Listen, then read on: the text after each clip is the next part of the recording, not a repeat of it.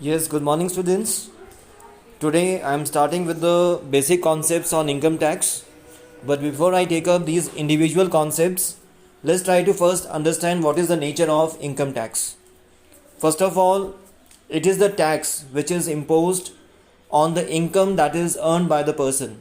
That means it is a tax which is imposed on your personal income. आप पूरे साल में जो भी इनकम कमाते हैं उसके ऊपर जो आप टैक्सेस पे करते हैं that is known as a income tax one. Number two, income tax is annual in nature.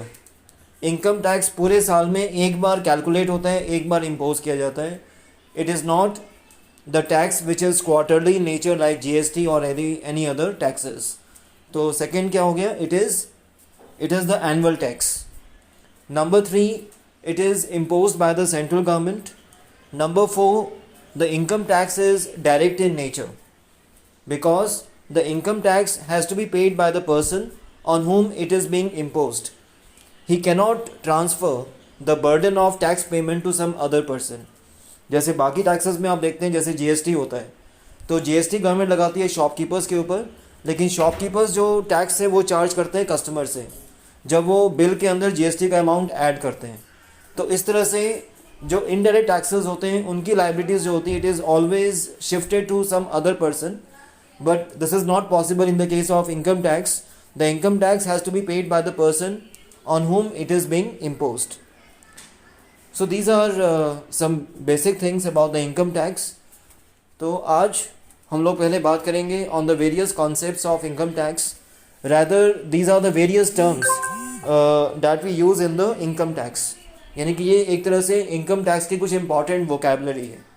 अगर आपको इनकम टैक्स समझना है तो आपको इन टर्म्स के बारे में जानना बहुत ज़रूरी है, क्योंकि जब तक आपको ये टर्म्स क्लियर नहीं होंगी you will not understand how to calculate the income tax, how to find out the tax liability. तो आज हम लोग स्टार्ट करते हैं the first concept which is known as a assessment year. अब असेसमेंट ईयर को डिस्कस करने से पहले एक चीज़ मैं बताना चाहूँगा कि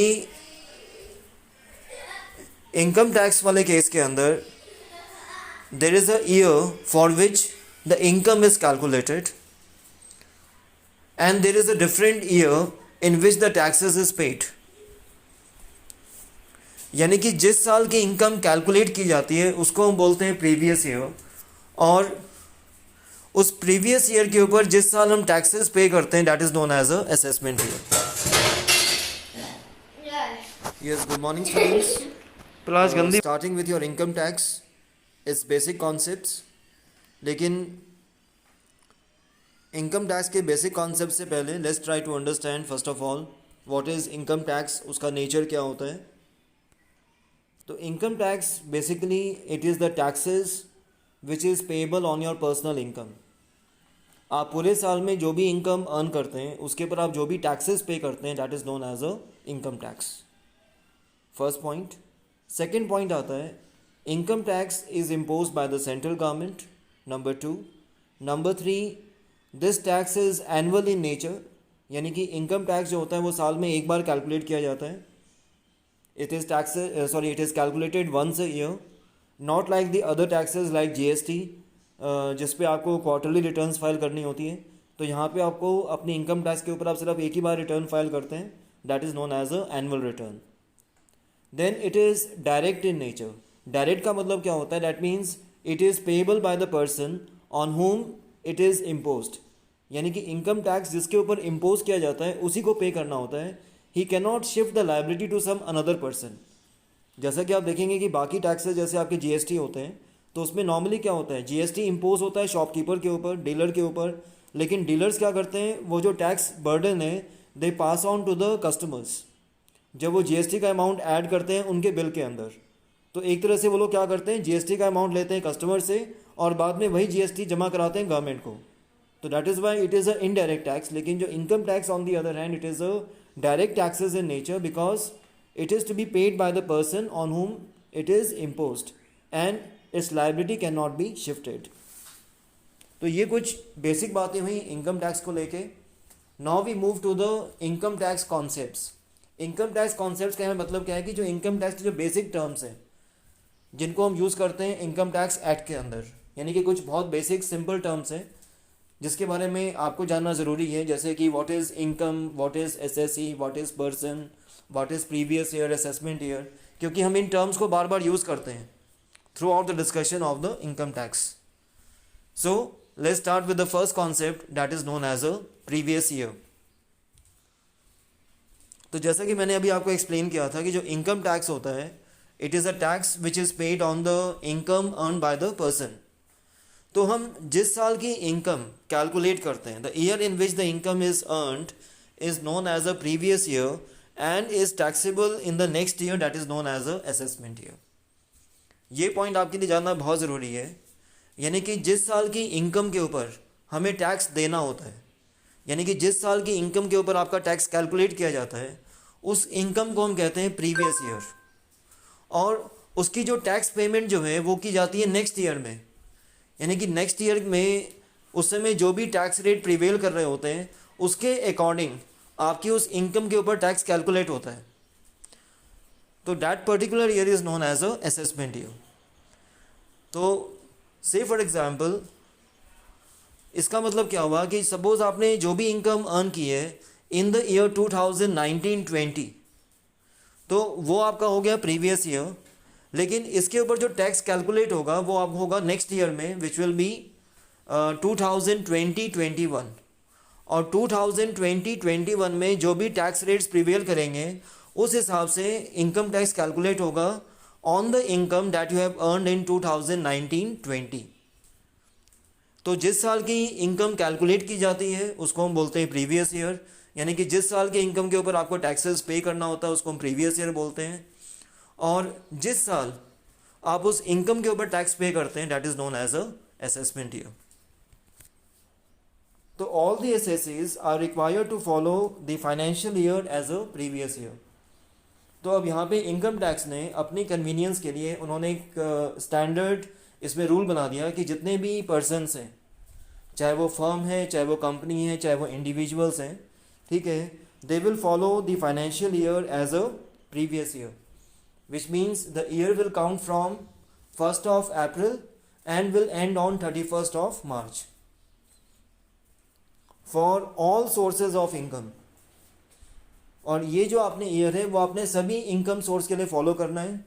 यानी कि अगर आपकी सैलरी इनकम है तो that means you will start calculating your salary income from 1st April to 31st of March. ऐसे अगर आपको कहीं से रेंट आता है, पिछले 4-5 साल से आपको रेंट आ रहा है, तो same way you will calculate the rent from 1st April to 31st of March. Even if the books of accounting is maintained not as per the financial year. Possible हो सकता है कि आपकी जो बुक्स ऑफ अकाउंट है वो इससे quite different हो. बहुत बार फर्म्स क्या करती हैं, अपनी अकाउंटिंग बुक्स को मेंटेन करती हैं as per the calendar year, लेकिन for the income tax purpose आपको हमेशा फाइनेंशियल ईयर फॉलो करना है. और इसलिए आप देखेंगे बहुत सारी कंपनीज जो हैं वो अपने अकाउंटिंग ईयर को फॉलो करती हैं as per the financial year, जिससे कि उनको दोबारा से इनकम कैलकुलेट ना करनी पड़े. Otherwise if you are maintaining your books of account as per the accounting year, तो ऑब्वियसली आपको अपने प्रॉफिट्स को दोबारा से रिकैलकुलेट करना होगा for the income tax purpose. क्योंकि अकाउंटिंग ईयर आपने मेंटेन किया हुआ है 1st जनवरी से 31st ऑफ दिसंबर, लेकिन इनकम टैक्स के अकॉर्डिंग आपका ईयर स्टार्ट होना चाहिए 1st अप्रैल से और एंड होना चाहिए 31st ऑफ मार्च को. तो अगर आप कैलेंडर ईयर फॉलो कर रहे हैं और उस हिसाब से अगर आपने अकाउंटिंग प्रॉफिट्स कैलकुलेट किए हुए हैं, तो लेकिन for the income tax purpose आपको फिर से वही प्रॉफिट रिकैलकुलेट करने पड़ेंगे from 1st April to 31st of March.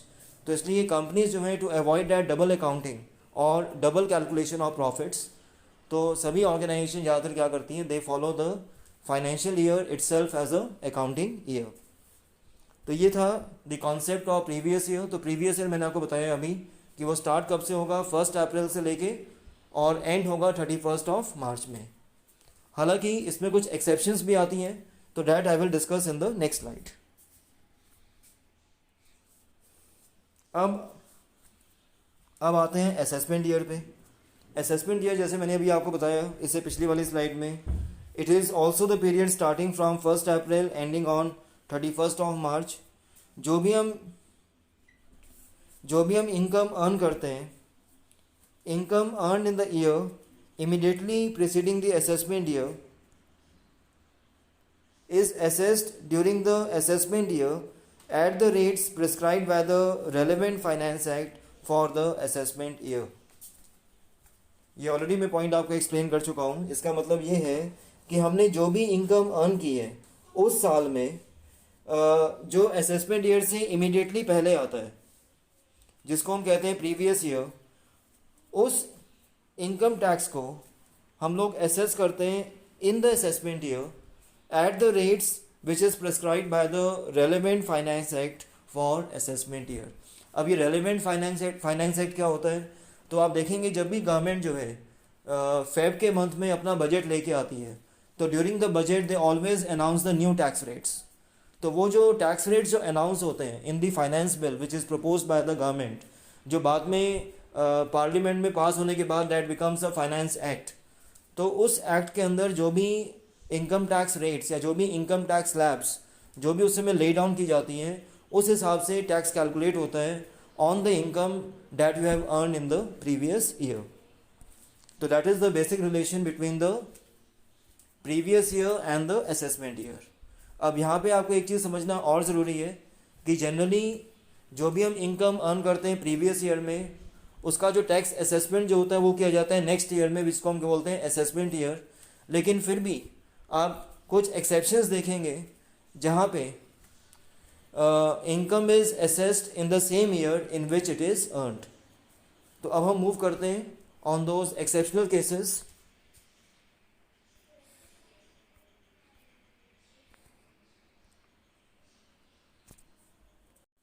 Now exceptions to uniform previous year. हालांकि मैंने आपको बताया कि जो प्रीवियस ईयर है वो हमारा स्टार्ट होता है 1 अप्रैल से और एंड होता है 31 मार्च को. लेकिन अब सवाल ये उठता है कि जब आप कोई नया बिज़नेस स्टार्ट करते हैं तो ज़रूरी नहीं है कि आप जो नया बिज़नेस स्टार्ट करेंगे that you will start from 1 April only. बहुत बार लोग दिवाली पे अपना बिज़नेस स्टार्ट करते हैं because that is considered as the auspicious beginning. बहुत से लोग अपना नया काम जो है वो नवरात्रों में स्टार्ट करते हैं. तो every you can say the business man और the business person they have their own perception, they have their own calculation, right. तो in the case of newly setup business और प्रोफेशन, तो उस केस में आपका जो प्रीवियस ईयर है that will count from the date when you have set up the new business और the activity and it will end on the following 31 मार्च. इसका मतलब कि अगर मान लीजिए आपने बिजनेस जो है वो स्टार्ट किया है 1 नवंबर से, बजाय कि 1 अप्रैल से स्टार्ट करने के आपने बिजनेस मान लीजिए स्टार्ट किया 1 नवंबर 2020 को. आपने पंडित जी से मुहूर्त निकलवाया और मुहूर्त में उन्होंने कहा कि आपके लिए 1 नवंबर 2020 का जो डे है that is a good auspicious day for your business, that is a lucky day for you. आपने बिजनेस अपना स्टार्ट किया 1 नवंबर 2020 से. तो उस केस में आपका जो असेसमेंट ईयर है वो आपका जो प्रीवियस ईयर है वो काउंट होगा 1 नवंबर 2020 से and this will end on 31 मार्च 2021. लेकिन उसके बाद से आपकी जो कैलकुलेशन होगी प्रीवियस ईयर की वो वही रहेगी 1 अप्रैल टू 31 मार्च. तो ये जो एक्सेप्शन है this is only for the business और the profession which are newly setup. And same thing applies for any source of income which has newly come into existence. जैसे मान लीजिए आपने कोई बैंक में एफडी कराई है और आपने बैंक में एफडी कराई है मान लीजिए 1 अक्टूबर को, तो ऑब्वियसली आपकी जो इनकम कैलकुलेशन होगी that will not start from 1 अप्रैल, क्योंकि 1 अप्रैल में तो आपने एफडी कराई नहीं. आपने एफडी कराई कब है? 1 अक्टूबर से. यानी कि आपका जो सोर्स ऑफ इनकम है when it came into existence from 1 अक्टूबर. तो that is why your previous year in this case will start from 1 October and will end on 31 मार्च. लेकिन ये अप्लाई होगा सिर्फ आपके फर्स्ट प्रीवियस ईयर के लिए. उसके बाद वाले जितने भी प्रीवियस ईयर्स होंगे उन सब के लिए the counting will start from 1 April and will end on 31 March. तो इसलिए यहाँ पे लिखा हुआ है however the second and subsequent previous year will commence from 1 April till 31 March. इसके बाद मैंने आपको एक और पॉइंट बताया था इससे पहले वाली प्रेजेंटेशन में कि ज़्यादातर जो भी इनकम हम अर्न करते हैं प्रीवियस ईयर में उसकी जो टैक्स कैलकुलेशन है या जो टैक्स असेसमेंट जो है it is done in the next year which is known as a assessment year. यानी कि प्रीवियस ईयर में और असेसमेंट ईयर में बीच में 1 साल का गैप होता है. लेकिन कुछ केसेस ऐसे होते हैं जहाँ पे इनकम इज़ असेस्ड और it is taxable in the same year in which it is earned, यानी कि इन केसेस के अंदर your previous year and the assessment year is the same. अब ये कौन कौन से केसेस हैं? First, income of non resident from shipping business. ऐसे कोई भी नॉन रेजिडेंट पर्सन या कोई भी नॉन रेजिडेंट कंपनी जिसका काम है शिपिंग का, शिपिंग वालों का काम क्या होता है? सामान को एक कोस्ट से दूसरे कोस्ट पे पहुंचाना। तो because these kind of persons they always keep on moving from one part of the country to another, तो इसलिए यहाँ पे एक रूल बना दिया गया कि their income will be taxable in the same year in which the income is generated. ऐसे होता है income for person living India इधर परमानेंटली और फॉर अ लॉन्गर ड्यूरेशन। अगर इनकम टैक्स वालों को लगता है कोई भी पर्सन है वो he is planning to leave India for a longer duration और may be on the permanent basis, तो इस केस के अंदर income tax authorities will not wait for the next assessment year, no, क्योंकि तब तक तो वो बंदा वो बाहर जा चुका होगा। तो obviously in that case the income will be taxable in the same year. ऐसे ही income of the bodies which are form for the shorter duration. आपने पढ़ा था अकाउंटिंग के अंदर एक कॉन्सेप्ट आता है जॉइंट वेंचर्स का।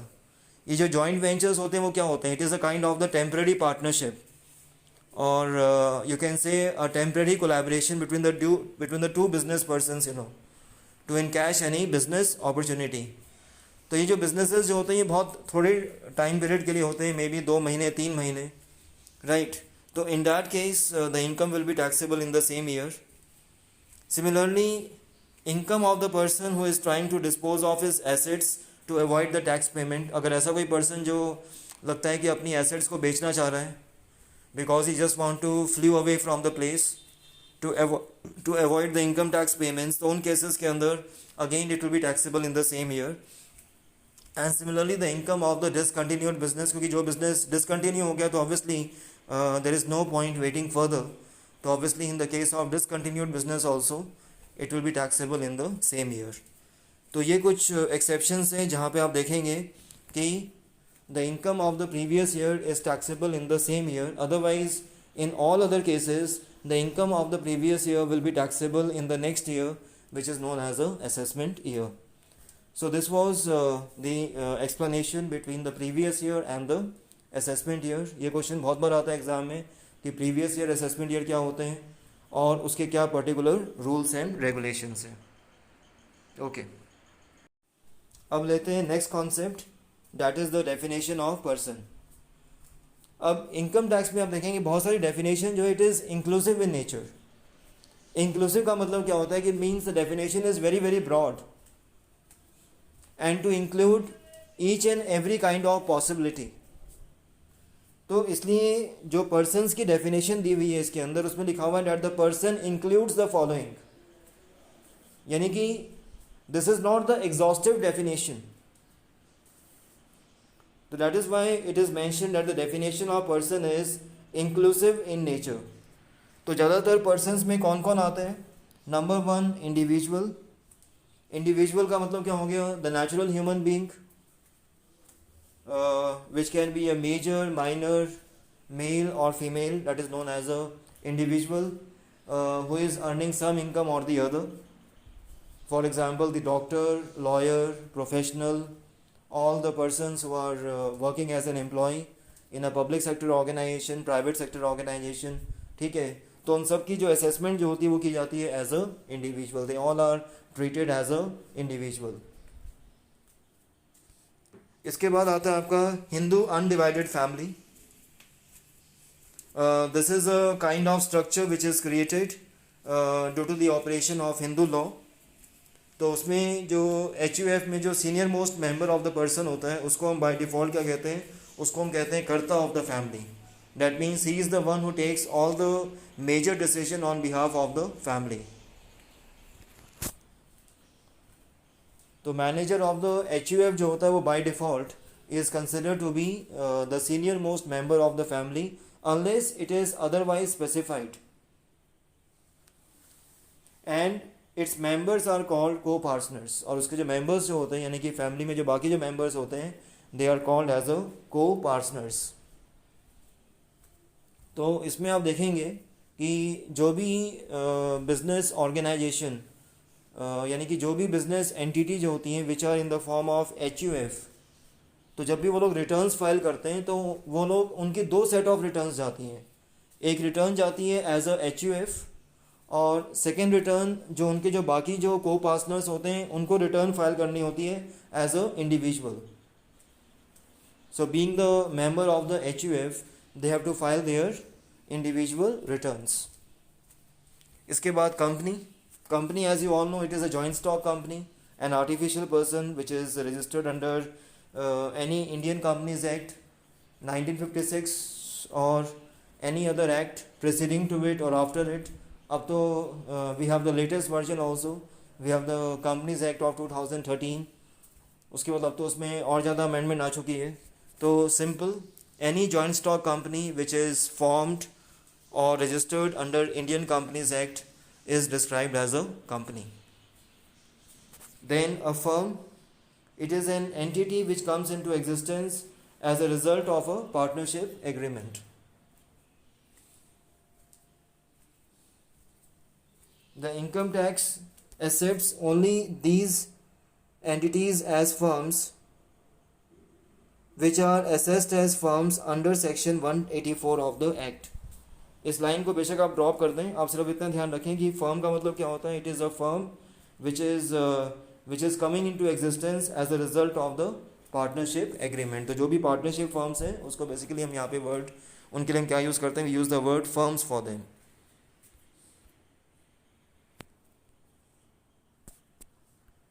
फिर आता है एसोसिएशन ऑफ पर्सन और बॉडी ऑफ इंडिविजुअल. ये जितने भी आप देखेंगे कोऑपरेटिव सोसाइटीज़ जो बनती हैं,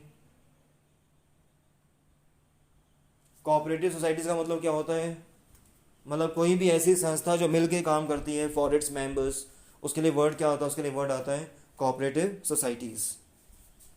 विच can B NAFED, which can B Markfed, which can be any cooperative housing society even. They are the example of such kind of persons. So when the persons combine together to carry on a joint enterprise and they do not constitute the partnership under the ambit of any law, they are accessible as an association of person. जब कुछ लोग एक साथ मिलकर काम करते हैं लेकिन वो अपने आप को कहीं भी कॉन्स्टिट्यूट नहीं करते as a partnership firm, so they get automatically considered as a association of person. An association of person can therefore have firms, companies, association and individual as its member. और एक और एग्जाम्पल आता है body of individual. A body of individual can not have a non-individual as its members. Only natural human being can be the member of the body of individual. तो ये दोनों में difference होता है between the association of persons and body of individual. जो association of persons हैं उनके members कोई भी हो सकते हैं. Its members can be firms, companies, individual or even the any kind of association of persons. Whereas in the case of body of individual, उनके जो भी members होते हैं they are simply the individual. We cannot have any non-individual as a member of body of individual. इसके बाद आती हैं आपकी local authorities which are formed under the local act, you can say, basically to provide the various kind of public utility services. For example, municipality, panchayat, cantonment board, port trust etcetera. ये सारे examples जो हैं they are the examples of local authority. आपका जो हुड्डा है, DDA है, ये भी आपका लोकल अथॉरिटीज़ में फॉल करता है. जितने भी पोर्ट ट्रस्ट होते हैं they all comes under local authority. फिर उसके बाद स्टैट्यूटरी कॉर्पोरेशंस, इनको हम बोलते हैं आर्टिफिशियल जुडिशियल पर्सनस, यानी कि वो bodies which are formed under some specific acts. जैसे आप देखेंगे LIC is formed under the LIC act, right. तो ऐसी जो इलेक्ट्रिसिटी बोर्ड्स हैं they are formed under some specific statutory acts. तो इस तरह की जो स्टैट्यूटरी बॉडीज़ होती हैं या जो कॉर्पोरेशंस होती हैं उसको हम कहते हैं artificial judicial persons, which of course includes a university also. So this was the definitions on the various types of persons. और मैं फिर से आपको रिपीट कर रहा हूँ कि यहाँ पे जो डेफिनेशन ऑफ पर्सनस हैं that is inclusive in nature. Act में सिर्फ ये कहा गया है कि पर्सनस इंक्लूड द फॉलोइंग, यानी कि इसके अलावा भी पर्सनस हो सकते हैं विच can be decided on the merit of the circumstances. अब इसके बाद हम एक और इम्पॉर्टेंट टर्म लेते हैं that is known as a SSC. जिस भी आदमी के ऊपर इनकम टैक्स डिपार्टमेंट की कृपा हो जाए या जिस पर्सन के ऊपर इनकम टैक्स वालों की दृष्टि पड़ जाए, एक सिंपल वर्ड्स में उसको बोलते हैं SSC. जिस भी पर्सन के साथ इनकम टैक्स डिपार्टमेंट का पत्र व्यवहार शुरू हो जाए, ठीक है, उसको हम बोलते हैं SSC. पत्र व्यवहार का मतलब जिसके पास भी इनकम टैक्स डिपार्टमेंट से चिट्ठी आनी शुरू हो जाए उसको हम क्या बोलते हैं, उसको हम बोलते हैं SSC. तो ज़रूरी नहीं है कि सभी पर्सन्स SSC हों, तो इसलिए पर्सन्स में और SSC में ये डिफरेंस है. तो first of all it means a person by whom the income tax or other related money is payable whether any income tax proceedings is going on against him or not. ऐसा कोई भी person जिसको income tax की चवन्नी भी देनी हो, चाहे वो इनकम टैक्स एक्ट हो, चाहे वो इनकम टैक्स देना हो उसको, या उससे रिलेटेड कोई भी उसको अमाउंट देना हो इनकम टैक्स डिपार्टमेंट को. वो अमाउंट क्या हो सकता है, इट कैन बी इंटरेस्ट, कि अगर आप टैक्स को अगर आप टाइम पे नहीं जमा कराते हैं तो you will have to pay the interest on the tax. और अगर आप डेलिबरेटली टैक्सेस नहीं पे करते हैं तो in that case even the penalty can B also imposed. या अगर आप अपनी इनकम को हाइड करते हैं या इनकम को प्रॉपरली आप डिस्क्लोज नहीं करते तो in any of the cases even some kind of penalty can be imposed. तो अगर आपने इनकम टैक्स डिपार्टमेंट को कोई भी चवन्नी देनी हो, चाहे वो टैक्स के फॉर्म में हो, चाहे वो पेनल्टी के फॉर्म में हो, चाहे वो इंटरेस्ट के फॉर्म में हो, चाहे आपके ऊपर कोई इनकम टैक्स की प्रोसीडिंग चल रही है या नहीं चल रही है, you are automatically an SSC. तो एक तरह से हमारे हिंदुस्तान में जितने भी लोग कोई भी इनकम जनरेट कर रहे हो किसी भी फॉर्म में, so by default they are the SSC. They are the SSC. यानी कि आपके फैमिली मेम्बर्स के अंदर जितने भी इंडिविजुअल्स हैं, जितनी भी कंपनीज हैं, जितनी भी पार्टनरशिप फर्म्स हैं जो कोई ना कोई इनकम जनरेट कर रही हैं, क्योंकि उस इनकम के ऊपर उनको अल्टीमेटली क्या करना है, टैक्स पे करना है, तो ultimately they become the SSC. या फिर the person against whom income tax proceedings has been taken for assessment of income और लॉस सस्टेन्ड बाय हिम. यानी कि या फिर ऐसे पर्सन जिनके ऊपर इनकम टैक्स वालों की प्रोसीडिंग्स चल रही हैं for the assessment of income और loss sustained by him. Assessment of income और loss of any other person for whom he is assessable, or the proceedings is taken by the income tax department for the refund amount due to him or such other person. तो इनको भी हम लोग क्या बोलते हैं, इनको भी हम लोग SSC बोलते हैं जिनके ऊपर इनकम टैक्स प्रोसीडिंग्स चल रही हैं for the assessment of income और लॉस सस्टेन्ड बाय हिम. यानी कि जैसे मान लो इनकम टैक्स ये कहता है बिजनेसमैन को कि अगर आप लॉस जनरेट करते हैं, if unfortunately you generate a loss during the year, तो भी आपको रिटर्न फाइल करनी होती है, तो भी आपको इनकम टैक्स डिपार्टमेंट को डिस्क्लोज करना होता है कि उस पर्टिकुलर ईयर में आपका क्या सरप्लस रहा और क्या आपका डेफिसिट रहा. ऐसा नहीं होता है कि जब आपको लॉस हो रहा है तो आपको रिटर्न फाइल नहीं करनी है, you have to file the return even if there is a loss. इसलिए बहुत से लोग ज़ीरो इनकम के भी रिटर्न फाइल करते हैं. They file the income tax return जहाँ पे लिखा होता है इनकम इज़ निल, तो वो निल लिख के भी उसको उस रिटर्न को फाइल करते हैं, तो इसलिए दे बिकम्स द SSC. और या फिर आपको वो फॉर्मेलिटीज़ फुलफ़िल करनी है for any other person for whom you are accessible. इसका मतलब होता है कि the income that is earn by the minor for whom you are the guardian, for whom you are the guardian. तो minor के case में जो tax responsibility जो होती है वो किस पे डाल दी जाती है? It is levied on the guardian unless the income is earn by the minor due to his personal talent और skill, due to his personal talent or skill. Otherwise, in all the other cases, you as a guardian are responsible for any income that is earned by the minor. तो ये आपके हो गए 2 categories of SSC. अब हम देखते हैं और कैटेगरीज क्या क्या होती हैं एसएससीज की.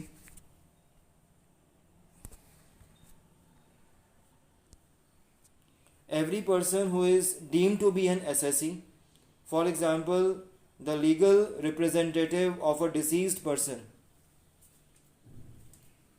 Let us say the husband has died. तो उसने डेथ से पहले उस पर्टिकुलर प्रीवियस ईयर में जितनी भी इनकम अर्न की उसके ऊपर टैक्स पे करने की रिस्पॉन्सिबिलिटी जो होगी that will be on his legal representative which is going to be spouse in this particular case.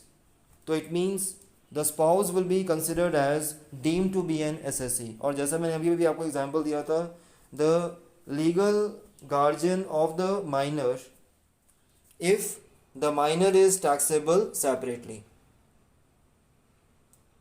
Every person who is deemed to be SSC in default.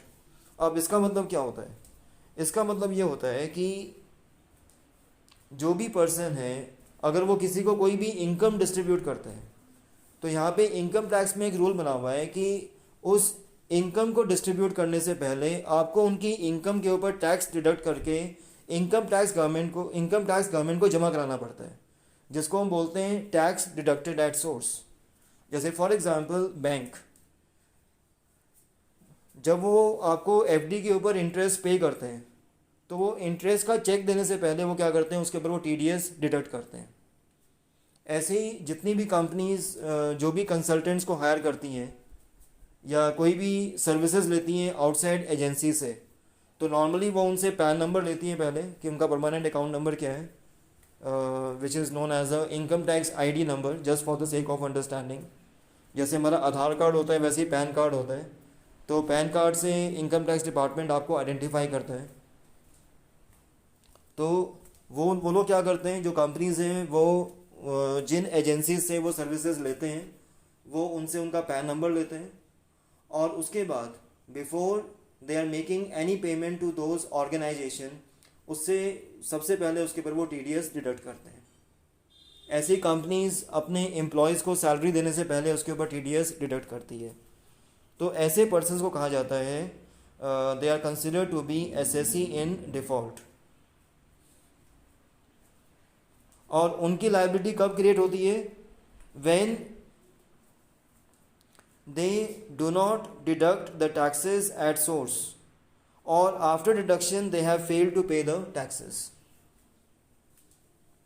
यानी कि दो केसेस के अंदर income tax ने आपको एक काम दिया हुआ करने के लिए कि आप किसी को भी अगर सैलरी डिस्ट्रीब्यूट करते हैं, किसी को भी आप इंटरेस्ट पे करते हैं, किसी को भी आप कंसल्टेंसी फीस देते हैं या किसी को आप कोई भी रेम्युनरेशन देते हैं, तो उस रेम्युनरेशन देने से पहले आपको पहले उस इनकम के ऊपर टैक्स डिडक्ट करना है और वो टैक्स डिडक्ट करके आपको इनकम टैक्स डिपार्टमेंट में जमा कराना है.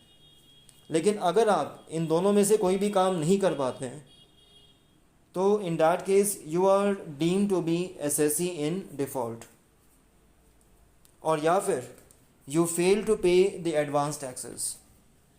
तो जैसा मैंने आपको बताया था कि जो टैक्सेस जो होते हैं नॉर्मली हम लोग पे करते हैं at the end of the year.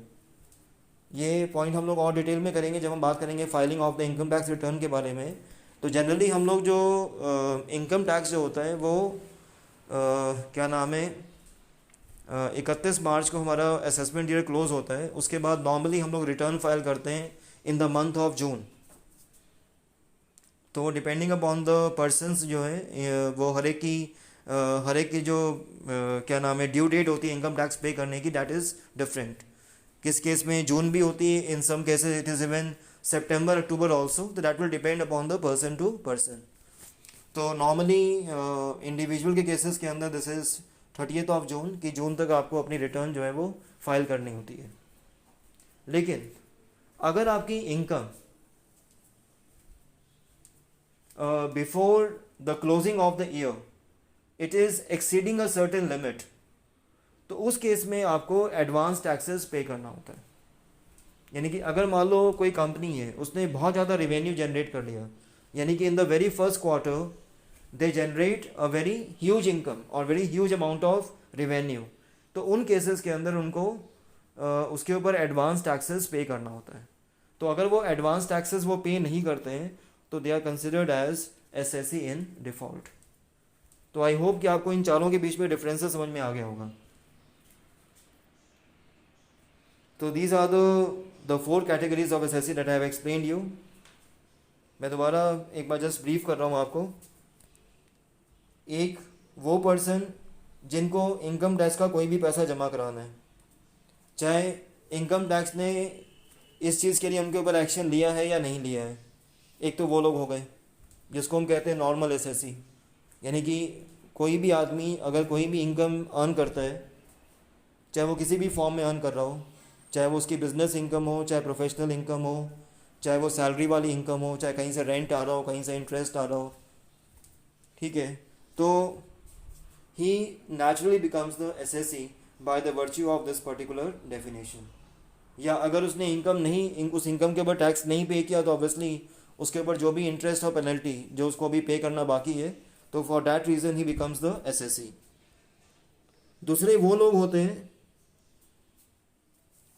जिनके ऊपर income tax proceedings has been taken, जिनके ऊपर इनकम टैक्स डिपार्टमेंट ने जिनके ऊपर एक्शन लिया हुआ है, the proceedings has been going on for the assessment of income और losses which is sustained by the person, या असेसमेंट ऑफ इनकम या लॉसेस. मतलब अब इसमें ये नहीं पता कि उसको इनकम टैक्स पे करना है या नहीं करना है, वो क्वेश्चन बात का है. अभी सिर्फ असेसमेंट की जा रही है, यानी कि आपने रिटर्न फाइल किया और इनकम टैक्स डिपार्टमेंट जो है आपकी इनकम को असेस कर रहा है. तो if any such assessment is going on, तो then also you are an assessee. whether the tax ultimately becomes payable or not, that's a different thing. और in respect of any kind of refund, यानी कि income tax department calculate कर रहा है कि हाँ हमें आपको इतना रिफ़ंड, हमें आपको इतना अमाउंट हमें आपको रिटर्न करना है. अब ये रिफ़ंड कैसे होता है, ये थोड़ा सा मैं भी आपको यहाँ पे एक्सप्लेन कर देता हूँ. जैसे मैंने अभी आपको एक्सप्लेन किया कि कंपनीज जो है जब भी अपने एम्प्लॉयज़ को सैलरीज देती हैं, तो सैलरी देने से पहले उनकी सैलरी में से टैक्स डिडक्ट करके वो इनकम टैक्स डिपार्टमेंट को जमा करा देते हैं, और वो जमा कराते हैं ऑन द फ्लैट रेट. तो जनरली ये रेट जो होता है वो 10% होता है. तो मान लीजिए आपकी कंपनी ने क्या किया, आपकी जितनी सैलरी बनती है मंथ की, उसके ऊपर उन्होंने 10% काट के इनकम टैक्स डिपार्टमेंट को जमा करा दिया. तो सपोज़ आपकी सैलरी बनती है 1 लाख रुपीज़ पर मंथ, तो हर साल कंपनी क्या कर रही है 10,000 रुपीज़ आपके क्या नाम है सैलरी में से डिडक्ट करके और वो इनकम टैक्स वालों को जमा करा देती है. तो इस तरह से वो पूरे साल भर में वो 1,20,000 रुपये का टैक्स वहाँ पे जमा करा चुके हैं. अब क्या होगा, जब आप 1 साल के बाद, now you as a employ, जब आप कैलकुलेट करते हो तो आपने कैलकुलेट किया कि हाँ भाई मेरी 12 महीने की सैलरी कितनी हो गई, 12 लाख रुपए. फिर 12 लाख रुपए में से कुछ आपने सेविंग्स की होंगी जिस पे आपको कुछ रिबेट मिल जाता है, ठीक है. तो सब कैलकुलेट करके पता चला कि आपकी जो टोटल जो टैक्स बनता है वो बनता है 90,000 रुपये, लेकिन कंपनी ऑलरेडी 1,20,000 रुपये टैक्स जमा करा चुकी है. तो उस केस में क्या होगा कि जो 30,000 रुपीज़ जो है वो इनकम टैक्स डिपार्टमेंट आपको बाद में रिफ़ंड कर देगा. तो उसकी जो कैलकुलेशन जो की जाती है उसको हम बोलते हैं असेसमेंट. तो इसलिए यहाँ पे वर्ड दिया हुआ है कि the person against whom the income tax proceedings has been taken for, यानी कि जिसमें कि इनकम टैक्स डिपार्टमेंट अभी कुछ कैलकुलेशंस कर रहा है, मतलब they are carrying out some kind of work और दी अदर, चाहे वो असेसमेंट से रिलेटेड हो या चाहे वो रिफंड से रिलेटेड हो. इसके बाद मैंने आपको बताया था the person who is deemed to be an SSC, यानी कि जिसको हम मान लेते हैं, जो वैसे एसएससी नहीं है लेकिन उसको मान लिया गया. because that person is not available. जैसे for example the legal guardian of the minor, if the minor is taxable separately because minor जो है it is he is below 14 years, तो obviously you can't take the action against the minor. तो उस case में उसके जो legal guardian जो होते हैं they are considered to be responsible, तो वो अपने आप ही उनको मान लिया जाता है as a deemed to be an SSE.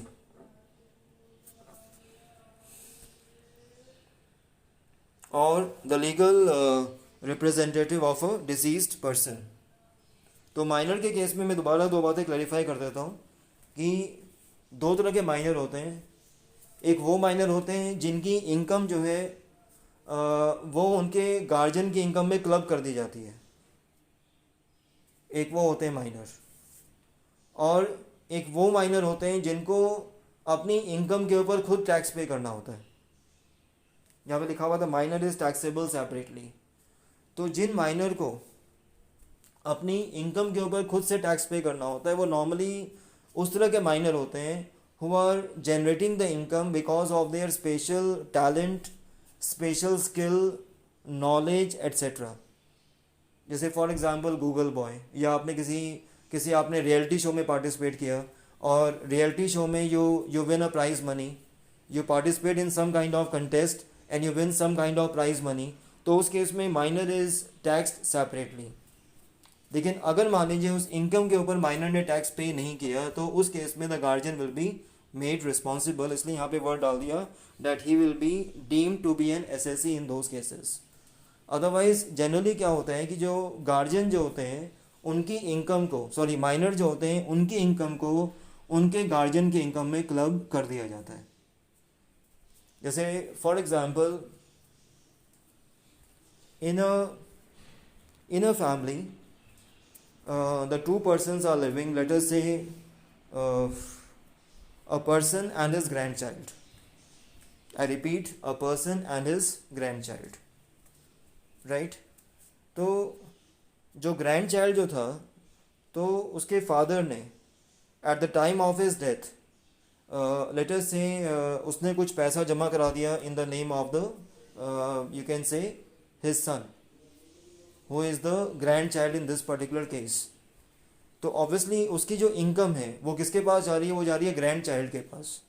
लेकिन वो जो इनकम होगी that will be clubbed in the income of the guardian, that will be clubbed in the income of the guardian because that is a normal income that he is earning, not due to some of his special skill और knowledge. तो this was the explanation of what is SSE and what are the various types of SSE. Again ये question भी बहुत important है और ख़ासकर जैसे आपके एग्ज़ाम्स के अंदर क्वेश्चन नंबर 1 आता है जिसमें आपको दो नंबर के शॉर्ट आंसर क्वेश्चंस अटेम्प्ट करने होते हैं, तो यहाँ पे इस तरह के क्वेश्चंस बहुत बार आते हैं. तो all of you please go through this terms very very carefully.